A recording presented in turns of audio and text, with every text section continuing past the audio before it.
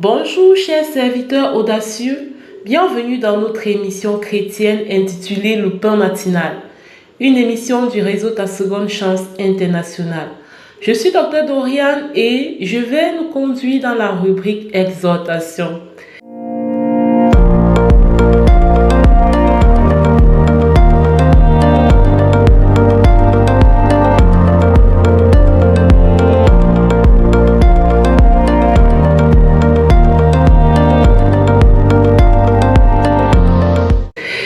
Bien avant, je tiens à m'excuser pour ma voix qui est un peu grippée actuellement.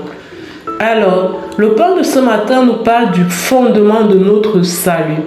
Il est important que nous puissions être conscients de ce sur quoi nous nous tenons pour dire « je suis chrétien », pour dire « je suis sauvé ».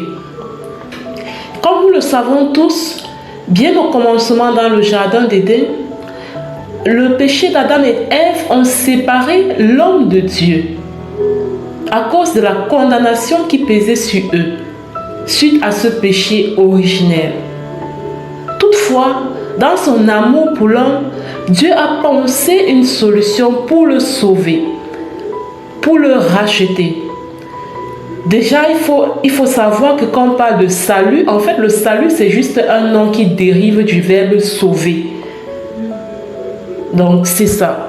Quand on parle du salut, en fait, ça veut dire que tu es sauvé. Sauvé de quoi? Sauvé de cette condamnation éternelle qui pesait sur nous à cause du péché d'Adam et de Ève dans le jardin d'Éden. Et qui a séparé, en fait, l'homme de Dieu. Donc, dans son infini amour, le Seigneur a donc, tel que nous le dit Jean 3, verset 16, il a donné son Fils, son unique, afin que nous puissions être rachetés. Donc, le péché originel, parce que nous sommes les descendants d'Adam et d'Ève, nous sommes les descendants spirituels d'Adam et d'Ève, ce péché-là pesait aussi sur nous et ça pèse sur tout être humain, le péché originel. Et ce péché originel donc sépare l'homme de Dieu. Mais Dieu nous aime tellement, il nous veut proche de lui, il veut nous sauver, il ne veut pas que nous souffrons, il ne veut pas que le poids de cette condamnation éternelle pèse sur nous. Qu'est-ce qu'il a fait? Il a donc, tel que le dit Jean 3, verset 16, « Car Dieu a tant aimé le monde qu'il a donné son Fils unique, afin que quiconque croit en lui ne périsse point, mais qu'il ait la vie éternelle. » Donc, quiconque croit en Jésus-Christ, quiconque croit que Jésus est venu sur la terre pour nous sauver, il s'est donné à la croix pour nous sauver, il a vécu parmi nous, il est mort et ensuite il est ressuscité le troisième jour. Quiconque croit en l'œuvre à la croix, quiconque croit que ce cheminement de la vie de Jésus, c'est-à-dire sa venue, sa mort et sa résurrection avaient pour but de nous sauver de la condamnation éternelle qui pesait sur nous. Quiconque croit en cela va être sauvé. Quiconque croit en cela va être racheté. Nous ne sommes pas sauvés parce que nous sommes trop droits. Nous ne sommes pas sauvés parce que nous pratiquons trop de bonnes œuvres. Nous ne sommes pas sauvés parce que nous sommes méritants. Non. C'est pas l'œuvre de la croix, c'est-à-dire la venue de Jésus, sa mort et puis sa résurrection que nous sommes sauvés. Donc il faut commencer par croire en cela. C'est le fondement même de notre salut, c'est le fondement même de notre vie chrétienne. Nous pouvons lire dans Tite chapitre 3 au verset 5 à 7. Au verset 5, il nous a sauvés, non à cause des œuvres de justice que nous aurions faites, mais selon sa miséricorde, par le baptême de la régénération et le renouvellement du Saint-Esprit. En fait, il nous a sauvés à cause de sa miséricorde. Il a envoyé son Fils accomplir l'œuvre de la croix pour nous sauver. Alors, toi qui veux être sauvé, si ce n'est pas encore le cas, toi qui veux être racheté de cette condamnation éternelle, qu'est-ce que tu dois faire? Tu dois reconnaître l'œuvre de la croix. Tu dois croire en cette œuvre de la croix. Tu dois croire que Dieu a donné son Fils pour que tu sois sauvé. Et il ne suffit pas d'y croire. Il faut t'humilier devant le Seigneur et de lui dire, je te demande pardon pour mes péchés et je t'invite à venir dans ma vie, purifier mon cœur et prendre la première place. D'accord? Donc, le sacrifice de Jésus à la croix commence à parler dans notre vie à partir du moment où nous reconnaissons en fait que Dieu a... En fait, c'est le scénario que Dieu a trouvé pour nous sauver. Et cela va nous pousser à nous repentir de notre vie passée, de notre vie de péché, pour inviter le Seigneur à venir dans notre vie et à nous purifier de nos péchés, à nous purifier de tout ce qui nous éloignait de lui. Et à ce moment, on va commencer une nouvelle vie avec lui. C'est pourquoi la prière du salut, nous ne pouvons pas la faire. En fait, oui, il peut arriver que tu as eu à la faire, tu as vécu dans ta vie chrétienne, et puis à un moment donné, tu as régressé dans ta foi. Mais vraiment, ce que le Seigneur veut, c'est que nous puissions faire un effort de sanctification en fait. Que nous puissions mesurer l'ampleur de cet acte-là quand nous faisons la prière du salut. Ce n'est pas pour rentrer en fait dans notre vie passée. Ce n'est pas pour continuer à manger nos vomissures. Je me rappelle quand je donnais ma vie au Seigneur, en tout cas la toute dernière fois que je l'ai fait et que je n'ai plus jamais refait, mais cette dernière fois-là, quand j'ai donné ma vie au Seigneur, j'étais triste et je pleurais.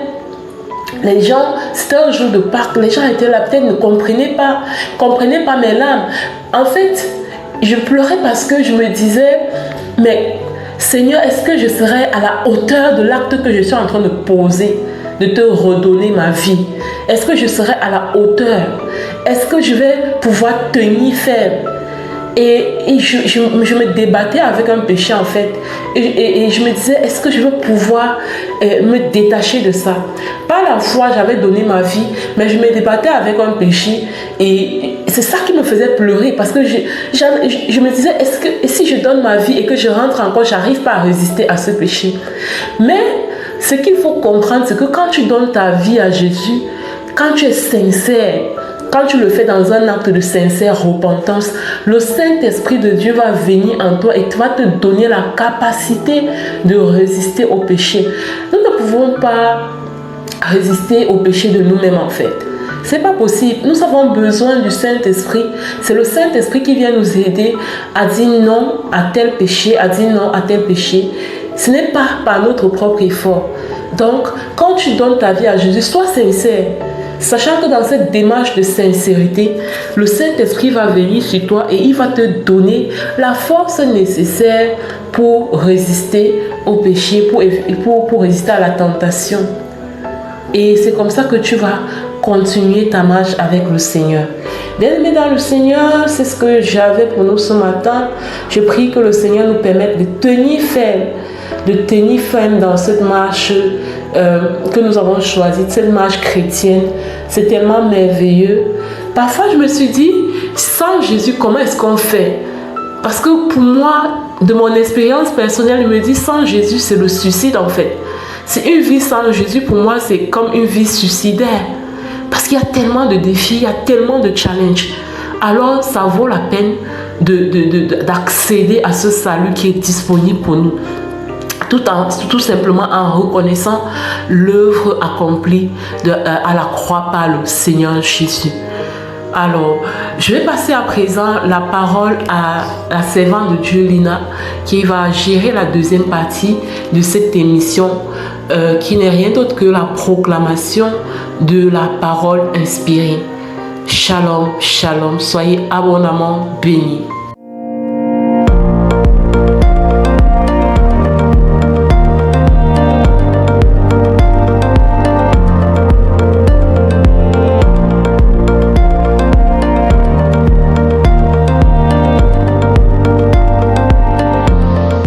Bienvenue dans Parole en mission, cette deuxième partie de l'émission Le pain matinal du réseau Ta Seconde Chance International. La parole que nous allons proclamer maintenant est la suivante. Rappelez-vous toujours de son alliance, ses promesses pour 1000 générations. Bien-aimés, le Seigneur nous a promis tellement pour des générations présentes et à venir. nous allons déclarer tous ensemble, envoyer cette parole en mission jusqu'à ce que les promesses de Dieu soient manifestes dans notre vie au nom de Jésus. Alors je t'invite à proclamer après moi et surtout avec foi. Parle de toi. Je proclame et je déclare que je me souviens toujours de l'alliance de l'Éternel, car ses promesses sont éternelles au nom puissant de Jésus-Christ. Je proclame et j'annonce que le Seigneur est fidèle de génération en génération et ses promesses ne failliront jamais. Elles sont vraies dans ma vie au nom puissant de Jésus.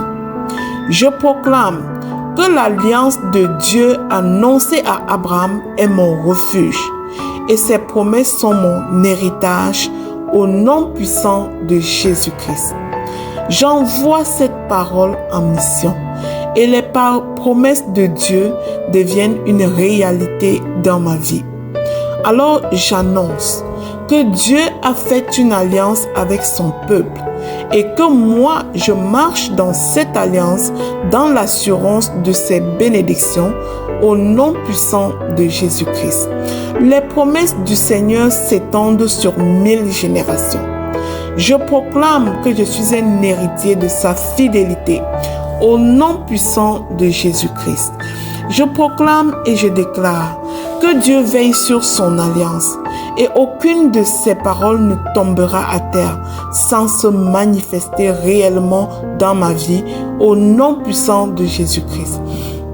Je proclame et je déclare que mon cœur est ferme, car je sais que l'Éternel n'oublie jamais ses promesses au nom de Jésus. Je proclame et j'annonce que je me réjouis, car Dieu est fidèle à sa parole et ses bénédictions dureront à perpétuité au nom puissant de Jésus. Je déclare que l'alliance de l'Éternel est un pacte d'amour et je suis béni à cause de sa fidélité au nom de Jésus. Je proclame et je déclare que la grâce de Dieu repose sur ma famille, sur mes enfants, sur mon époux, car ses promesses sont pour 1000 générations au nom puissant de Jésus-Christ. Je proclame et je déclare que l'amour du Seigneur est immuable et son alliance se renouvelle chaque matin. Je suis bénéficiaire de l'alliance de l'Éternel au nom puissant de Jésus. Je proclame et je déclare que ce que Dieu a promis s'accomplira, car il ne change pas au nom puissant de Jésus-Christ. Je déclare que je suis un témoin de la fidélité de Dieu, car il reste fidèle à sa parole à travers les âges au nom de Jésus. Je proclame et je déclare que Dieu a promis d'être avec nous pour toujours. Et je marcherai dans cette assurance divine, peu importe les circonstances, au nom puissant de Jésus-Christ. Je proclame et je déclare que les cieux et la terre passeront, mais la parole du Seigneur demeurera à jamais. Elle s'accomplira dans ma vie et rien ne peut s'y faire au nom puissant de Jésus-Christ. Je proclame et j'annonce que les bénédictions de l'Éternel s'étendent sur mes enfants, sur les enfants de mes enfants, sur 1000 générations, au nom puissant de Jésus-Christ.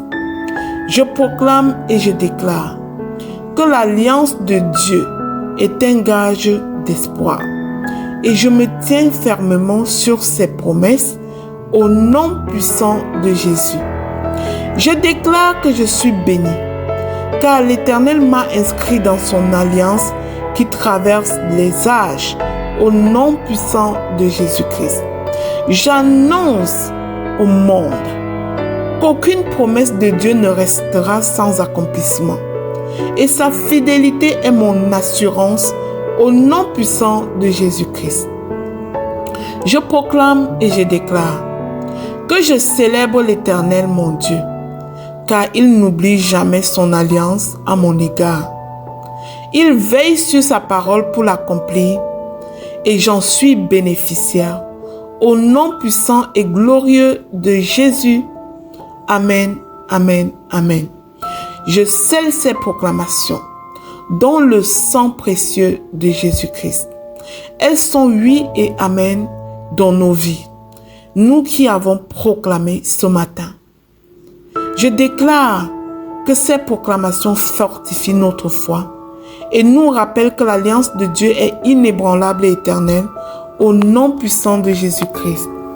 Bien-aimé, si ces proclamations t'ont béni, je te prie de partager autour de toi pour être toi aussi un élément de bénédiction pour les suivants